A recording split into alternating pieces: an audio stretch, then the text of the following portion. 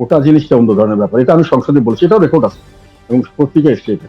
সেটা কোটার ব্যাপারে আমার কথা হলো সম্মান, সবাইকে যার যার সম্মান দেওয়া যাবে এবং সম্মান দেওয়া হয় পৃথিবীর প্রত্যেকটা দেশেই দেওয়া হয়, তাদেরকে উপাধি দেওয়া হয়, তাদের সারা জীবন তাদেরকে হয়তো সম্মানজনক কিছু করা হয়।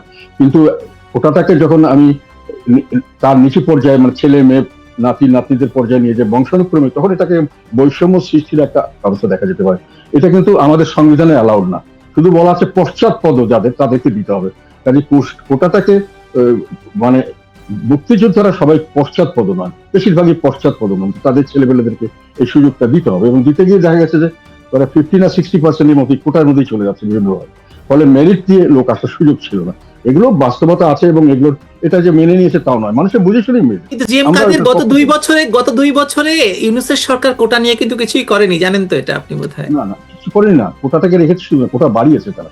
জি তারা এখন ওই যে জুলাই যোদ্ধা কোটা, নানান কোটা এবং যেগুলোকে যারা যেটা এগেইনস্টে উনি ফাইট করেছিলেন সবগুলোরই উনি করেছেন এবং খুব ব্যাপকভাবে মানে খারাপ দিকটা করেছেন। দেশে যেটা বললাম, প্রথমে দেশটাকে ভাগ করলেন, দুভাগ হয়ে গেল এবং এক ভাগ আরেক ভাগকে নিশ্চিহ্ন করে দেবে এবং ওটার লাইসেন্সও উনি ওদেরকে দিয়ে দিয়েছিলেন।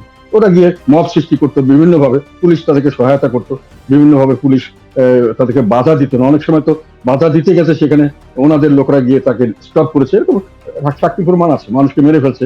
এই বিশেষ করে মাইনরিটি যেটা